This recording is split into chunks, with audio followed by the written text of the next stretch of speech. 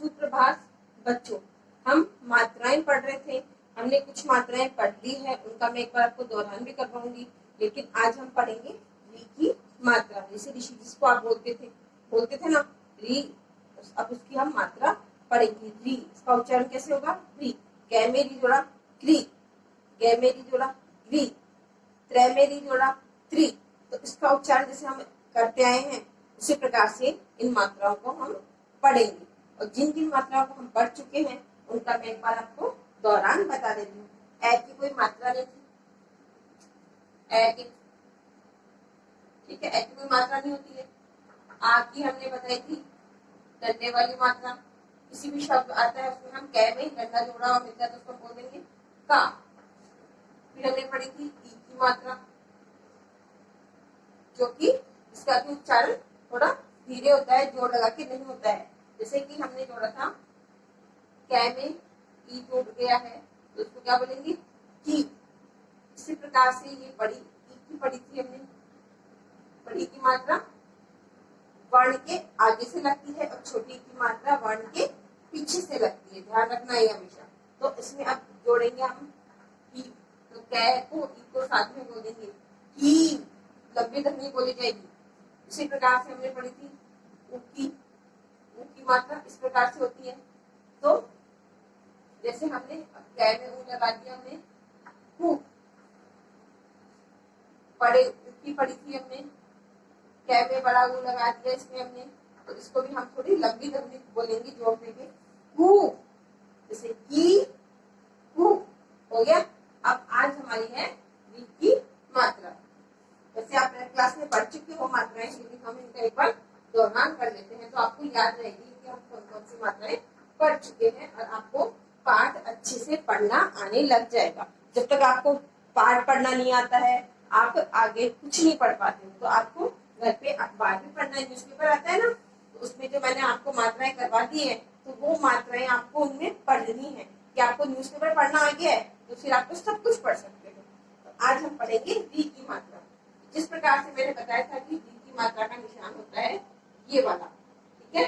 सबकी मात्रा का निशान बताए थे अभी मैंने आपको। तो री की मात्रा का निशान होता है ये वाला। अब जैसे इसमें आपकी किताब के पेज नंबर पे है 12 पे, चैप्टर है 12 चैप्टर पे, पेज नंबर 12। कै में अगर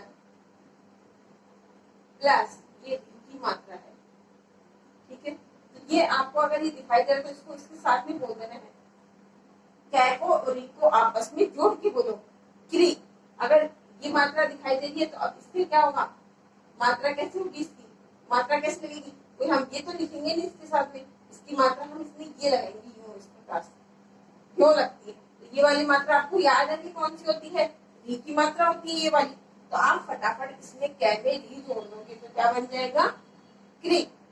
इसी प्रकार से जैसे कि अब आपको तय दिख रहा है, अब तय में मैंने बोला ये मात्रा जोड़ो, तो आप तय में क्या जोड़ दोगे? आपको पता है इसकी मात्रा कौन सी होती है? त्रै, त्रि। री की मात्रा जोड़ दी हमने। इस प्रकार से आपको मात्राएं जोड़नी है।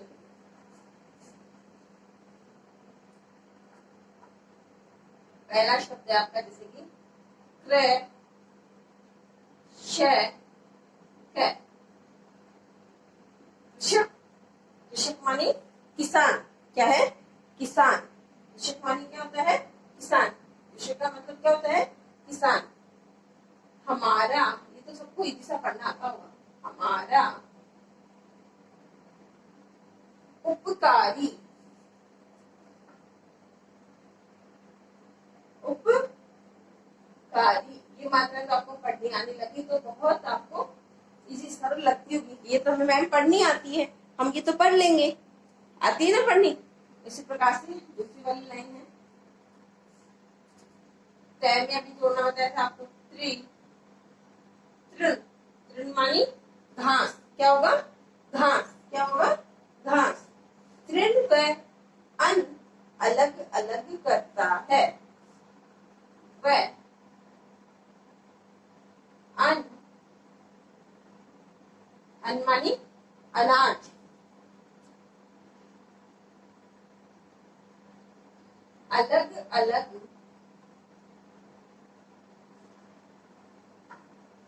करता है।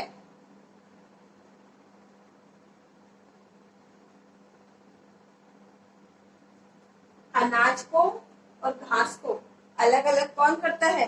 क्योंकि जब गेहूं उगते हैं तो उसके साथ में घास भी होती है, तो घास को और अनाज को अलग कौन करता है? किसान। कृषक कौन करता है ना इन दोनों को? किसान करता है। घास को और अन्न को दोनों को अलग अलग कौन करता है? किसान करता है। उसकी कृपा, कृपा मानी दयालु, कृपा बड़ी भारी, बड़ी भारी। किसकी कृपा है? भारी। वही किसान, उसकी यहाँ पे किसके लिए आया है? किसान के लिए आया है। उसकी कृपा बड़ी भारी, सबका वह पालन करता, का वह पालन करता, सबका वह पालन करता। इसमें डी की मात्रा है नहीं, सब में आ की मात्रा है, जो तो आपको बहुत इजी लगने लगी होगी। ऋषि समान उसका तप, ऋषि, अब यहाँ पे तो खुद ये मात्रा ये आ गया है स्वर, तो मात्रा तो लगेगी नहीं, स्वर खुद अपने आप ही आ गया है। ऋषि समान उसका तप, तप मानी तपस्या, ऋषि मानी साधु, साधु के समान वो तपस्या करता है। तो ये जो मैं आपको लिखवा रही हूँ ना, ये आपको इसको रीड भी करना है और राइट भी, लिखना भी है। लिखो और पढ़ो। खलियान का, खलियान का, खलियान मानी खेत, खलियान का वह नृप, नृप मानी राजा, खलियान का वो क्या है? राजा है। खेत का ही राजा होता है किसान। तो इस प्रकार से ये मैंने आपको पढ़े हैं कुछ शब्द, और इनमें मैं आपको डी की मात्रा के कुछ शब्दों का भी उच्चारण करके बताती हूँ। एक बार इनका मैं आपको वापस से दोहरान कर देती हूँ कि आपको इनको पढ़ना आने लग जाएगा। कृषक हमारा उपकारी, तृण व अन्न अलग अलग करता है, उसकी कृपा बड़ी भारी, सबका वह पालन करता, ऋषि समान उसका तप, खलियान का, खलियान का वह, खलियान का वह नृप, नृप मानी राजा। तो इसमें कुछ शब्दार्थ हैं जिनके कि आपको कुछ हार्ड लगते हैं, तो वह मैं एक बार आपको बता देती हूँ। ठीक है। कृषक मानी किसान, तृण मानी घास, अन्न मानी गेहूं, कृपा दयालु, ऋषि साधु, तप तपस्या, खलियान खेत, नृप राजा। तो आपको इसकी रीडिंग भी करनी है, रीड एंड राइट। क्या करना है आपको? लिखना भी है और पढ़ना भी है, दोनों ही काम करने हैं आपको।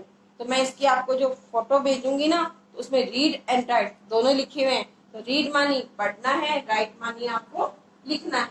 ये दोनों आपको, ये 4-5 लाइनें जो है आपको अपनी कॉपी में पूरी करनी है, और वो आपको अच्छी राइटिंग में करनी है। और जो बच्चे अपना वर्क मुझे सबमिट नहीं करवाने हैं, उन बच्चों को अपना वर्क मुझे सबमिट करवाना है। और कुछ बच्चे तो मुझे अपना वर्क सबमिट करवा रहे हैं, उनकी मैं कॉपी भी चेक कर रही हूँ, और कॉपी में आपको फेयर नोटबुक में वर्क करना है। ठीक है। और एक लाइन कम पूरी होने के बाद में आपको दूसरी लाइन से चालू करना है। ये नहीं कि वो लाइन पूरी हुई या ना हुई, हम तो उसी के अंदर दूसरी लाइन लिख देते हैं। इस प्रकार से आपको वर्क नहीं करना है। एक लाइन जो है एक ही लाइन में लिखनी है बस। अगर एक लाइन में नहीं आ रही तो हम दूसरी लाइन में लिख लेंगे, फिर तीसरी लाइन से स्टार्ट करेंगे हम। तो ये आपको रीड एंड राइट दोनों काम करने हैं। क्या करने हैं? रीड मानी पढ़ना है, राइट मानी लिखना है, दोनों काम करने हैं। ठीक है। धन्यवाद।